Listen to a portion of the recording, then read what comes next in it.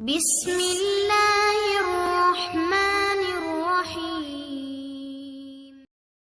بسم الله الرحمن الرحيم باب تحريض النبي صلى الله عليه وسلم وفد عبد القيس على أن يحفظوا الإيمان والعلم ويخبروا من وراءهم.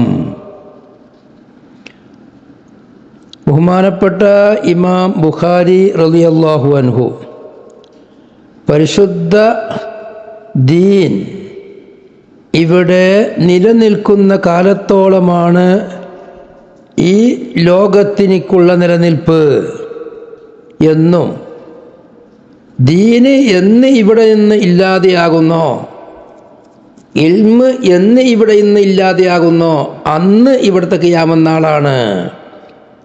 അതോടുകൂടെ ഖിയാമത്ത് നാളിൻ്റെ പ്രധാന ലക്ഷണങ്ങൾ വരികയും ഖിയാമത്ത് നാൾ ആസന്നമാവുകയും ചെയ്യും. അതിന് ഇൽമ് നിലനിൽക്കാനുള്ള വഴികൾ പഠിപ്പിക്കലും പഠിക്കലും ഫത്വ ചോദിക്കലും ഫത്വ കൊടുക്കലും മാണ്. അതോടുകൂടെ ആ ഫത്വ കൊടുക്കേണ്ട രീതികൾ, ഫത്വ ചോദിക്കേണ്ട അവസ്ഥകൾ അതെല്ലാം വിശദീകരിച്ച് കഴിഞ്ഞപ്പോൾ ഇമാം ബുഖാരി റളിയല്ലാഹു അൻഹു സൂചിപ്പിക്കുന്നത്, ഈ ഇൽമ് ഇവിടെ നിലനിൽക്കണമെങ്കിൽ പഠിക്കണം, പഠിപ്പിക്കണം. അതോടുകൂടെ അത് വ്യക്തികളെ പക്കൽ നിന്ന് ഉണ്ടാക്കിയെടുക്കേണ്ടതുണ്ട്. അതിന് വേണ്ടി ജനങ്ങൾക്ക് പ്രചോദനം നൽകേണ്ടതുണ്ട്, ആവേശം നൽകേണ്ടതുണ്ട്. ആ ആവേശം നൽകൽ, അതിൻ്റെ മേൽ പ്രേരണ നൽകൽ രണ്ട് വിധത്തിലുണ്ട് എന്നാണ് വിശദീകരിക്കാൻ പോണത്. ഒന്ന്, ആരോടാണോ പഠിക്കാനും പഠിപ്പിക്കാനും കൽപ്പിക്കുന്നത് നാം ഉദ്ദേശിക്കുന്നതെങ്കിൽ അവരോട് അവരെ തന്നെ നേരിട്ട് അതിനൊക്കെ സജ്ജരാക്കുക, അവരെ അതിൻ്റെ വക്താക്കളാക്കി മാറ്റുക. ഒന്ന് അത്. മറ്റൊന്ന്, അതിൻ്റെ വക്താക്കളായി എടുക്കുന്ന ആളുകളോട് പറയുന്നത് മറ്റുള്ളവരെ കേൾപ്പിച്ചു കൊണ്ടാവുക. അങ്ങനെ ഒരാളെ പ്രേരിപ്പിക്കുന്നത് മറ്റൊരാൾക്ക് അതിലേക്ക് പ്രേരണ നൽകുന്ന രീതിയിലായിരിക്കുക. അപ്പം നേരിട്ടൊരാളോട് പ്രേരണ നൽകുക. അപ്പം മറ്റുള്ള ആളുകൾ അത് കേട്ടിട്ട് ഞാനും അതുപോലെ ആവണം എന്ന ചിന്ത വരിക. ഈ നിലക്ക് നേരിട്ടും സൂചനാപരമായും പരിശുദ്ധ ദീനിനെ പഠിപ്പിക്കാൻ, അതുപോലെ അത് ഉൾക്കൊള്ളാൻ പ്രേരണ നൽകേണ്ടതുണ്ട് എന്നാണ് ഇമാം ബുഖാരി ഇവിടെ ഉദ്ദേശിക്കുന്നത്. ബാബു തഹ്രീലിൻ നബി സല്ലല്ലാഹു അലൈഹി വസല്ലം, ബഹുമാനപ്പെട്ട നബി സല്ലല്ലാഹു അലൈഹി വസല്ലമ തങ്ങൾ പ്രേരിപ്പിച്ചത് വിശദീകരിക്കുന്ന ബാബാണ്. ആരെ പ്രേരിപ്പിച്ചു? വഫ്ദ അബ്ദുൽ ഖൈസ്, അബ്ദുൽ ഖൈസിൻ്റെ വഫ്ദിനെ. അത് മുമ്പ് 53-ാമത്തെ ഹദീസിൽ നാം വിശദീകരിച്ചിട്ടുണ്ട്. എന്തിൻ്റെ മേലിൽ പ്രേരിപ്പിച്ചു? അല അൻ യഹ്ഫളൂ, അബ്ദുൽ ഖൈസിൻ്റെ വഫ്ദ്, അബ്ദുൽ ഖൈസോട് കൂടെ വന്നതായ അബ്ദുൽ ഖൈസിൻ്റെ വഫ്ദ്, അവർ സൂക്ഷിക്കുന്നതിൻ്റെ മേലിൽ അല്ലീമാന, ഈമാനെ, ഈമാൻ നഷ്ടപ്പെടലിനെ തൊട്ട് അവർ എപ്പോഴും സൂക്ഷിച്ച് ജീവിക്കണം എന്നതിൻ്റെ മേലിൽ അവർ പ്രേരിപ്പിച്ചു. വൽ ഇൽമ, ഇൽമിനെയും സൂക്ഷിക്കുന്നതിൻ്റെ മേലിൽ. ഇൽമ് പഠിച്ച് വെച്ചത് കൊണ്ട് കാര്യമില്ല, പഠിച്ചിട്ട് അത് ഇങ്ങനെ റിപ്പീറ്റ് ചെയ്ത് അതുകൊണ്ട് അമൽ ചെയ്ത് അതിൻ്റെ ഭാഗങ്ങൾ നോക്കി നോക്കി പഠിച്ച് പഠനം തുടർന്നു കൊണ്ടിരിക്കണം. അല്ലെങ്കിൽ ആ പഠിച്ച ഇൽമ് പെട്ടെന്ന് നഷ്ടപ്പെട്ടു പോകും. ഇന്നത്തെ കാലത്ത് ഓർമ്മശക്തി വളരെ കുറഞ്ഞ കാലത്ത് ഇത് പെട്ടെന്ന് മനസ്സിലാകും. ഏത് വലിയ കിതാബും ഏത് വലിയ മഹാന്മാരെടുത്തുനിന്നും ഓതി പഠിച്ചാൽ എങ്കിൽ അത് കേട്ടാൽ നാം മനസ്സിലാക്കും, ഇത് ഇനി ഒരിക്കലും മറക്കൂല. എന്നിട്ട് അത് എഴുതി വെക്കൂല, പേജ് നമ്പർ അടയാളപ്പെടുത്തി വെക്കൂല, ഒന്നും ഉണ്ടാവില്ല. അത് എനിക്ക് മനസ്സിലാവും, ഇനി ഒരിക്കലും മറക്കൂല എന്നൊക്കെ വിചാരിക്കും. പക്ഷേ കാലങ്ങൾ കഴിഞ്ഞാൽ, ഒരാഴ്ചയോ ഒരു കൊല്ലമോ കഴിഞ്ഞു പോയാൽ, മാസങ്ങളോ കഴിഞ്ഞു പോയാൽ അത് പിന്നീട് അങ്ങനത്തെ സംഭവം നടന്നതായിട്ട് തന്നെ ഓർമ്മ ഉണ്ടാവില്ല. അങ്ങനെ വിഷയം കേട്ടതായിട്ട് പോലും ഓർമ്മ ഉണ്ടാവില്ല. ഇത്രത്തോളം ഓർമ്മശക്തി ഇല്ലാത്ത കാലാണത്. ഇന്ന് ഈ ബാബിൻ്റെ പ്രസക്തി വളരെ കൂടുതലാണ്. ഇൽമിനെ അവർ ഹിഫ്ള് ചെയ്യേണ്ടതുണ്ട്. ഇൽമ് മനസ്സിൽ നിന്ന് നഷ്ടപ്പെട്ടു പോവലിനെ തൊട്ട് സൂക്ഷിക്കാൻ അത് ഇടയ്ക്കിടയ്ക്ക് ആവർത്തിച്ച് അവൻ അത് നോക്കേണ്ടതുണ്ട്, അത് മുത്താല ചെയ്യേണ്ടതുണ്ട്, അത് കേൾക്കേണ്ടതുണ്ട്. എത്ര വലിയ ആലിമാണെങ്കിലും വലിയ വലിയ സദസ്സുകളിൽ പങ്കെടുക്കേണ്ടതുണ്ട്. അല്ലെങ്കിൽ അവൻ സ്വയമായി മുത്താല ചെയ്യണം. കഴിഞ്ഞു പോയ കിതാബുകൾ അവൻ കഴിയുന്ന അത്ര ഓദ്യം കൊണ്ടേ മുത്താല ചെയ്തുകൊണ്ടേയിരിക്കണം. അപ്പോഴേ ഇൽമിൻ്റെ ഹിഫ്ള് ഉണ്ടാവുള്ളൂ. ഇത് ബഹുമാനപ്പെട്ട വഫദ് അബ്ദുൽ ഖൈസിനോട് റസൂലുള്ളാഹി സ്വല്ലല്ലാഹു അലൈഹി വസല്ലം തങ്ങൾ ഉപദേശിച്ചതാണത്. അവരെ പ്രേരണ നൽകിയ കാര്യമാണത്. വയുഖ്ബിറു, അവര് പഠിപ്പിക്കലിനെയും പഠിപ്പിക്കുന്നതിൻ്റെ മേലിലും നബി സല്ലല്ലാഹു അലൈഹി വസല്ലം തങ്ങൾ പ്രേരണ നൽകി വഫദ് അബ്ദുൽ ഖൈസിനെ. ആർക്ക് പഠിപ്പിച്ചു കൊടുക്കുക? മൻ വറാഅഹും, അവരുടെ പിന്നിലുള്ള ആളുകൾക്ക്. അവരുടെ പിന്നിലുള്ള, അവരുടെ ബേക്കിലുള്ള, അവരോട് കൂടെ ഇല്ലാത്ത ആളുകൾ, അവർക്ക് ഇത് പറഞ്ഞ് മനസ്സിലാക്കി കൊടുത്ത് പഠിപ്പിച്ചു കൊണ്ടിരിക്കണം. ഏത്? ഈമാൻ ഹിഫ്ള് ചെയ്യുന്നതിൻ്റെ മേലിൽ, ഇൽമിനെ ഹിഫ്ള് ചെയ്യുന്നതിൻ്റെ മേലിലും ഇൽമിനെ അവർക്ക് പഠിപ്പിച്ചു കൊടുക്കുകയും വേണം, പിന്നീട് ഹിഫ്ള് ചെയ്യാൻ വേണ്ടി അവരെ പ്രേരിപ്പിക്കുകയും വേണം എന്ന് നബി സല്ലല്ലാഹു അലൈഹി വസല്ലം തങ്ങൾ പ്രേരണ നൽകിയത് ആ ബാബ് വിശദീകരിക്കുന്ന, ആ വിഷയം വിശദീകരിക്കുന്ന ബാബാകുന്നു. وقال مالك بن الحويرث قال النبي صلى الله عليه وسلم ارجعوا إلى أهليكم فعلموهم. മാലിക് ബിൻ ഹുവൈരിസ് എന്ന മഹാൻ റളിയല്ലാഹു അൻഹു സ്വഹാബിയാണ്, പ്രമുഖ സ്വഹാബിയാണ്. നബി സല്ലല്ലാഹു അലൈഹി വസല്ലം തങ്ങളുടെ അടുക്കലേക്ക് വഫദായി വന്നു. അങ്ങനെ വഫദായി വന്നു. നബി സല്ലല്ലാഹു അലൈഹി വസല്ലം തങ്ങളുടെ കൂടെ 20 ദിവസം അവിടെ താമസിച്ചു. അല്ലെങ്കിൽ അതിനേക്കാളും 1-2 ദിവസം കൂടുതൽ. ചില ഹദീസുകളിൽ വ്യക്തമായി പറഞ്ഞിട്ടുണ്ട് 20 ദിവസം ഞാൻ നബി തങ്ങളോട് കൂടെ താമസിച്ചു എന്ന്. അങ്ങനെ നബി സല്ലല്ലാഹു അലൈഹി വസല്ലം തങ്ങളോട് കൂടെ താമസിച്ച മാലിക് ബിനുൽ ഹുവൈരിസ് അവരോട് തിരിച്ചു പോകുമ്പോൾ സംഘമുണ്ടായിരുന്നു. മാലിക് ഹുവൈരിസ് അവിടുത്തെ പ്രമുഖരാണ്, നേതാവാണ്. അവരോട് കൂടെ 6 ആളുകളാണ് ഉണ്ടായിരുന്നത്. അവർക്ക് നബി സല്ലല്ലാഹു അലൈഹി വസല്ലം തങ്ങൾ നൽകിയ പേര്, കുഞ്ഞത്തലമായി നൽകിയത് അബൂ സുലൈമാൻ എന്നാകുന്നു. അങ്ങനെ അവർക്ക് മദീനയിൽ നിന്ന് തിരിച്ചു പോകണം എന്നുള്ള ചിന്താഗതി അവരുടെ മനസ്സിൽ വന്നു. 20ഓളം ദിവസം നബി തങ്ങളൊപ്പം താമസിച്ചപ്പോൾ അവർക്ക് പോകണമെന്നുള്ള ഒരു മനസ്സിലുള്ള തോന്നൽ വന്നു. അത് നബി തങ്ങൾക്ക് മനസ്സിലാക്കിക്കൊണ്ട് നബി തങ്ങൾ പറഞ്ഞു, ഇർജിഉ, നിങ്ങൾ തിരിച്ചു പോവുക. അങ്ങനെയാണ് ആ അവസാന ഭാഗം, ഇർജിഉ ഇലാ അഹ്ലിക്കും ഫഅല്ലിമൂഹും, നിങ്ങൾ തിരിച്ചു പോയിക്കോളി. പക്ഷേ ഇവിടുന്ന് 20 ദിവസം കൊണ്ട് എൻ്റെ കൂടെ കൂടി ദീനിൻ്റെ അധിക ഭാഗങ്ങളും നിങ്ങൾ പഠിച്ചു. നിസ്കാരം 20 ദിവസം നിങ്ങൾ നിസ്കരിച്ച് പഠിച്ചു. മറ്റുള്ള അമാലുകൾ നിങ്ങൾ പഠിച്ചു. ദൈനംദിനം മനുഷ്യൻ ചെയ്യേണ്ട അമലുകൾ മുഴുവനും നിങ്ങൾ പഠിച്ചിട്ടുണ്ട്. ബാക്കിയുള്ള റസൂലുള്ളാഹി പറഞ്ഞു കൊടുക്കേണ്ട കാര്യങ്ങൾ പറഞ്ഞു കൊടുത്തിട്ടുമുണ്ട്. അതുകൊണ്ട് ഇനി നിങ്ങൾ പോയി നിങ്ങൾക്കുള്ള പിന്നിലുള്ള ആളുകൾക്ക് നിങ്ങളിത് പഠിപ്പിച്ചു കൊടുക്കണം. അതാ ഫഅല്ലിമൂഹും, നബി തങ്ങൾ പറഞ്ഞവരെ വിട്ടു. ഈ മാലിക് ബിൻ ഹുവൈരിസ് എന്ന മഹാൻ 15 ഹദീസ് റിപ്പോർട്ട് ചെയ്തിട്ട് നബി സല്ലല്ലാഹു അലൈഹി വസല്ലം തങ്ങളോട്ട് റിപ്പോർട്ട് ചെയ്തത് കിതാബിൽ മുദവ്വനായത് 15 ഹദീസാണ്. അതിൽ നിന്ന് മുത്തഫഖ് അലൈഹി ആയത് 2 ഹദീസ്. ഇമാം ബുഖാരി മാത്രം റിപ്പോർട്ട് ചെയ്തത് 1 ഹദീസ്. നാം ഈ ഓതുന്ന ഹദീസ് മുത്തഫഖ് അലൈഹി ആയ ഹദീസാണ്. മറ്റേ ഹദീസ് തക്ബീറത്തുൽ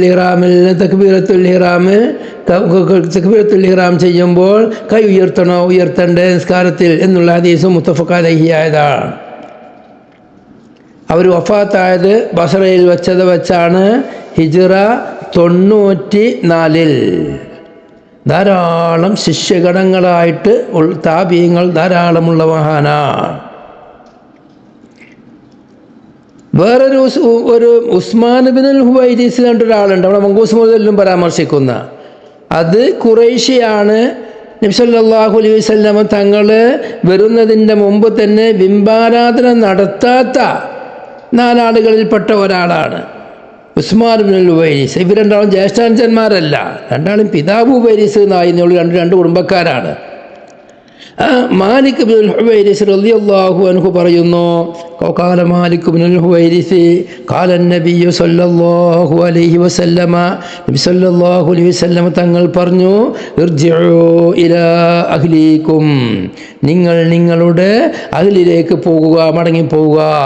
ഫഅല്ലിമൂഹും, നിങ്ങൾ അവർക്ക് പഠിപ്പിച്ചു കൊടുക്കുകയും ചെയ്യുക. ഇവിടെ ശ്രദ്ധിക്കേണ്ട കുറേ കാര്യങ്ങളുണ്ട്.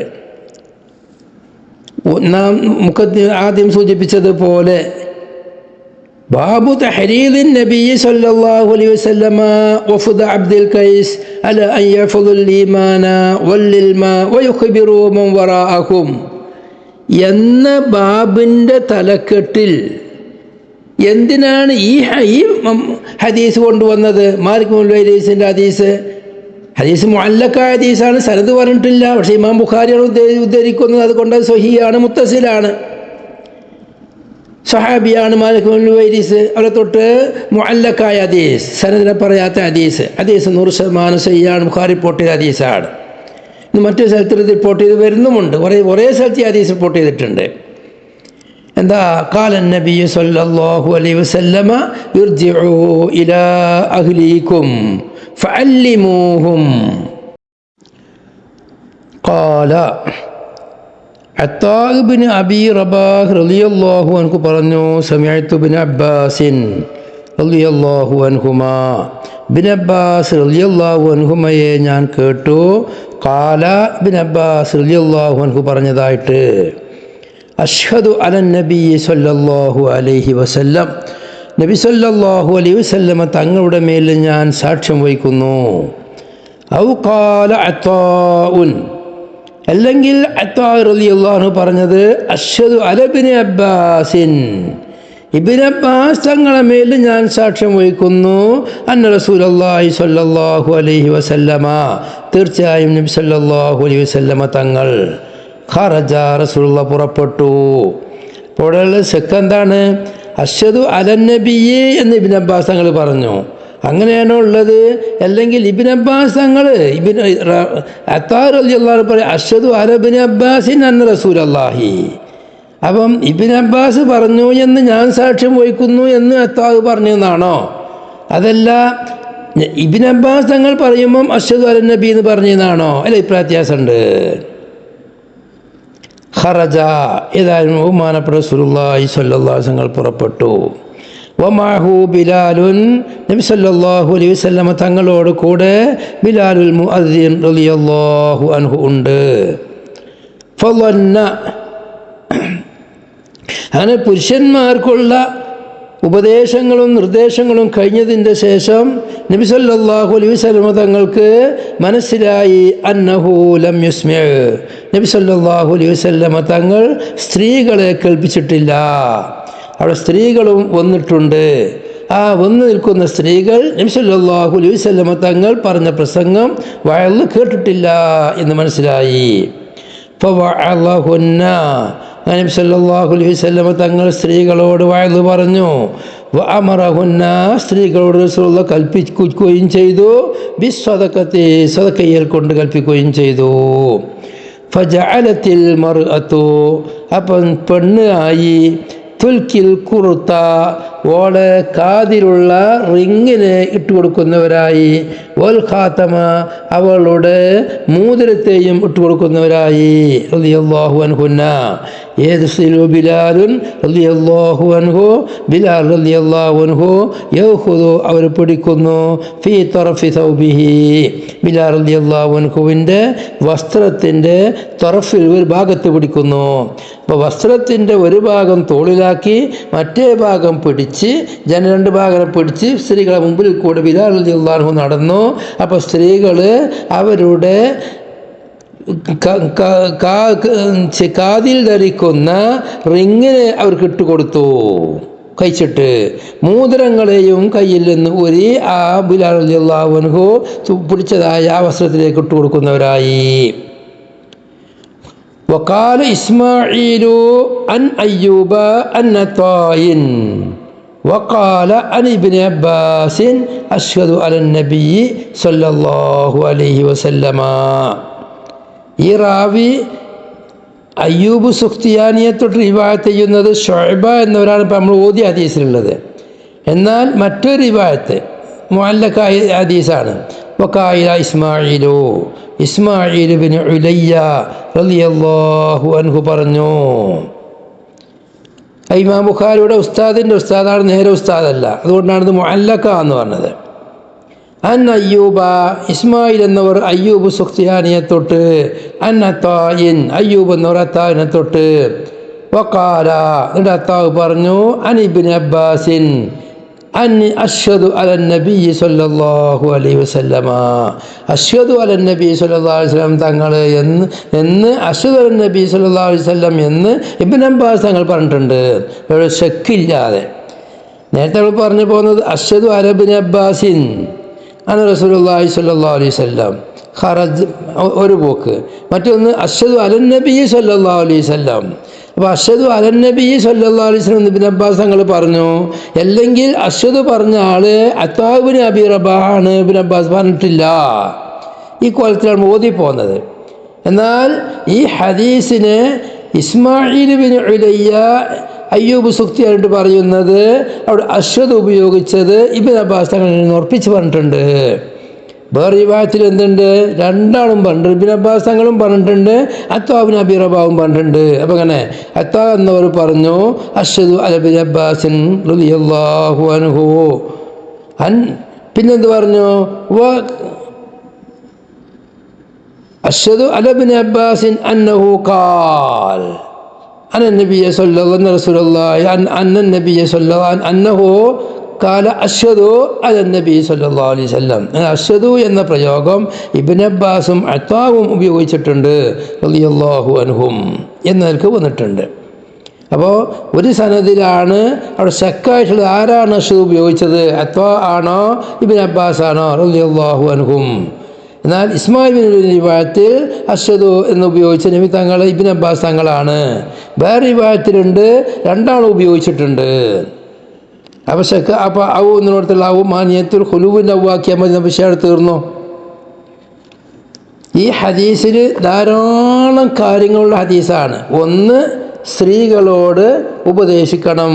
ബന്ധപ്പെട്ട ആളുകൾ, ഏതെങ്കിലും ആളുകൾക്ക് എവിടെയെങ്കിലും പെണ്ണുങ്ങൾ ഒരുമിച്ച് കൂട്ടി വയത് പറയാനുള്ള അധികാരമൊന്നുമില്ല. അത് ഓരോരോ ആളുകളും ശ്രദ്ധിക്കും വേണം. സ്ത്രീകൾക്ക് പ്രത്യേക സൗകര്യം ഉണ്ടാകും എന്ന് പറഞ്ഞുകൊണ്ട് ബോർഡ് വെച്ചുകൊണ്ട് നോട്ടീസ് അടിച്ചിങ്ങളെ വീട്ടിലൊക്കെ വരും, വാട്സപ്പിൽ അതിൻ്റെ പോസ്റ്റർ വരും. അത് സ്ത്രീകൾക്ക് പ്രത്യേക സൗകര്യം ഉണ്ടെന്ന് പറയുമ്പോഴേക്കും അത് കാണുമ്പോഴേക്കും ഓടി ചെല്ലേണ്ടതില്ല. കാരണം സ്ത്രീകൾക്ക് ക്ലാസ് എടുക്കേണ്ടത്, വയത് പറയേണ്ടത് ഒന്ന് അവരുടെ ഭർത്താക്കന്മാരാണ്. അത് ആദ്യത്തെ ഹദീസ് പറഞ്ഞു. രണ്ടാമത്തെ ഹദീസിൽ അവിടുത്തെ ഔദ്യോഗികമായ ഭരണാധികാരികളാണ്, ഇമാമുൽ ആളമാണ്, അല്ലെങ്കിൽ ഇമാമുൽ ആളം നിശ്ചയിച്ച ആളുകളാണ്. അതല്ലാതെ വയത് കേൾക്കുന്നവർക്ക് മുഴുവൻ പെണ്ണുങ്ങളും ഉണ്ട്. അത് കൈമൽ ഒരു ദിക്ർ ചെല്ലുന്ന സാധനം കൂടി കയ്യിലുണ്ട്, പിന്നെ പെണ്ണുങ്ങൾക്ക് എല്ലുമായി ഏത് ആണുങ്ങളെ മുമ്പിലും ഇരിക്കാം, ആരോടും അഭിമുഖമായി സംസാരിക്കാം. വണ്ടി ഓട്ടുന്ന വണ്ടിയിലിരിക്കുന്ന പുരുഷന്മാരിരിക്കുന്ന സീറ്റിൽ അവിടെ കാലിന് അവിടെ പോയിരിക്കും. ഇങ്ങനെ ആണും പെണ്ണും ഇഖ്തിലാത്ത് ചെയ്ത് വയത് കേൾക്കുന്നോട് കാണുന്നോടത്ത് മുഴുവനും സ്ത്രീകൾ പോവേണ്ടതില്ല. സ്ത്രീകളോട് വയത് പറയേണ്ടത് ഒന്നവിടെ പുതിയാപ്പിളാണ്, ഭർത്താക്കന്മാരാണ്. അവർക്ക് എന്തെങ്കിലും അറിയേണ്ടതുണ്ടെങ്കിൽ ഭർത്താവിനോട് ചോദിക്കുക. അവൻ അറിയില്ലെങ്കിൽ അവനത് ബന്ധപ്പെട്ടവരോട് ചോദിച്ച് പറഞ്ഞു കൊടുക്കും. അല്ലെങ്കിൽ ഔദ്യോഗികമായി അല്ലാഹുവിനെ ഭയപ്പെടുന്ന ഇമാമിങ്ങൾ, നാട്ടിലെ കാദിമാർ, അവർ നിശ്ചയിക്കുന്ന ഭരണാധി, അവർ നിശ്ചയിക്കുന്ന അവരുടെ പ്രതിനിധികളായി വരുന്ന പ്രാസംഗികന്മാർ, അവരുടെ പോകേണ്ടതുള്ളൂ. അല്ലാതെ കാണുന്നിടത്തേക്ക് മുഴുവൻ കിലോമീറ്ററുകളോളം ദൂരത്തേക്ക് പോകും ചില കമ്പക്കാർ. അവർ ചില ഫാൻസ് ആളുകളുണ്ടാകും, അവർ ആ ധ്വനി കേൾക്കാൻ വേണ്ടി, അവർ ആ ഒരു ഈണം കേൾക്കാൻ വേണ്ടി എന്നും ഒന്നെ ഉണ്ടാകുക, എന്നും ഒരേ ധ്വനി ഉണ്ടാകുക. അവർ പഠിച്ചതേ അവർ പറയുള്ളൂ. ക്ലാസ് ആണെങ്കിൽ ഒന്നും ഉണ്ടാവില്ല, കുറേ എന്തൊക്കെ അനുഭവങ്ങളോ കുറേ ഫോൺ കോളുകളോ എന്ന് പറയും. അങ്ങനെയുള്ളവരുടെ സദസ്സക്ക് 100 കൊല്ലം പോയാലും ഒന്നും കിട്ടൂല. എന്നാൽ എന്നും ക്ലാസ്സിൽ പോലെ പണിയാണ്, പെരയത്ത് ഒരു പണി നോക്കൂല. അതൊക്കെ വലിയ വലിയ വിഷയങ്ങളാണ് ചർച്ച ചെയ്യപ്പെട്ടിട്ട് പണ്ഡിതന്മാർ അതിന് പരിഹാരം കാണേണ്ടതുണ്ട്. ഇന്നത്തെ ഈ അവസ്ഥ ഞാൻ മുമ്പ് സൂചിപ്പിച്ചതുപോലെ, അപ്പോൾ ഒന്ന്, സ്ത്രീകളോട് വഅദ് പറയേണ്ടത് ഔദ്യോഗികമായ ഇമാമിയങ്ങളാണ്. ഭരണാധികാരികളോ അവർ നിശ്ചയിച്ചവരോ ആയിരിക്കണം, അല്ലെങ്കിൽ ഖാദിമാരോ ഖാദിമാർ നിശ്ചയിക്കുന്ന ആളുകളോ ആയിരിക്കണം. അതിനെപ്പറ്റിയവരെ ഖാദിമാർ നിശ്ചയിക്കാൻ പാടുള്ളൂ. പെണ്ണുങ്ങളോട് കൊഞ്ചനം കാട്ടുന്നവർ അവരുടെ പേര് ഉറക്കനെ വിളിച്ച് പറയാം, എന്നിട്ട് അവരെ സന്തോഷിപ്പിക്കുക. ആരെന്തൊരു 10 റുപ്യ കൊടുത്ത് ആരാ കൊടുത്ത് അതിൻ്റെ പെണ്ണാണ്, എന്നിട്ട് പാത്തുമാരെ മഹത്താണ് പറയുക. ഫാത്തിമ ബീവിയോട് കൂടെ സുഹൃത്ത് കാലത്തിലെ നമ്മൾ പറഞ്ഞു കൊടുക്കുക. വേറെ പാത്തുമ്മയും വരും, അപ്പോൾ ഒരാഴ്ച അങ്ങോട്ട് വരും. അങ്ങനെ സ്ത്രീകളുടെ ദൗർബല്യത മുതലെടുക്കുന്ന ആളുകളെ ഒരിക്കലും അതിന് വേണ്ടി നിശ്ചയിക്കരുത്.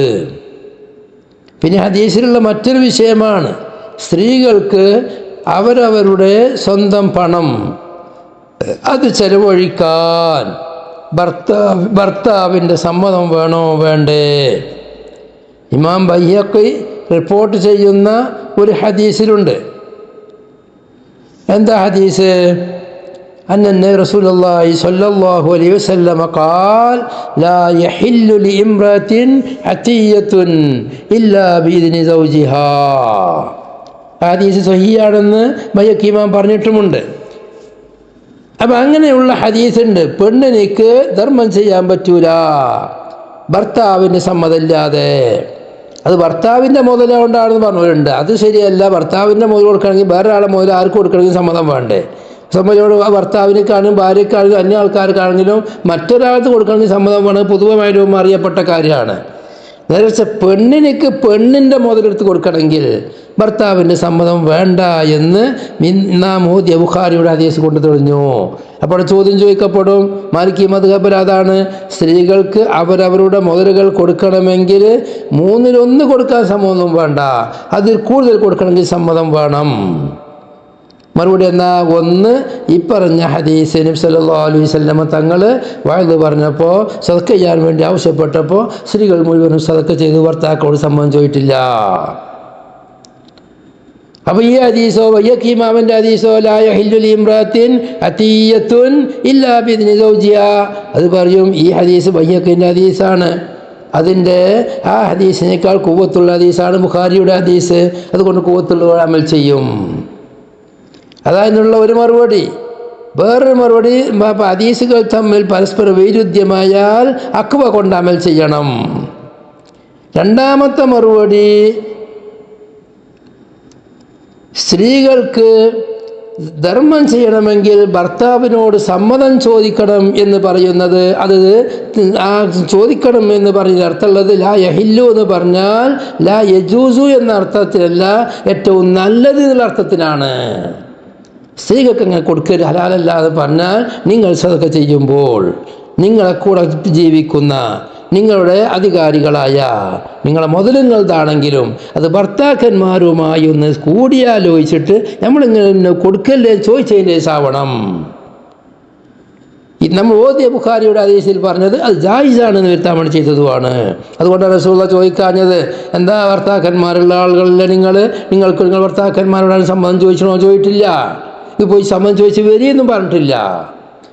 അവിടെ ചില ആളുകൾ പറയൂ, നബി സല്ലല്ലാഹു അലൈഹി വസല്ലം തങ്ങൾ സ്ത്രീകളോട് വഅദ് പറയുമ്പം മറ്റേ ഭാഗത്ത് പുരുഷന്മാരുണ്ടായിരുന്നു, അപ്പോൾ അവർ കേൾക്കുന്നുണ്ട് തങ്ങൾ പറയുന്നത്, അവരെതിർത്തിട്ടില്ല.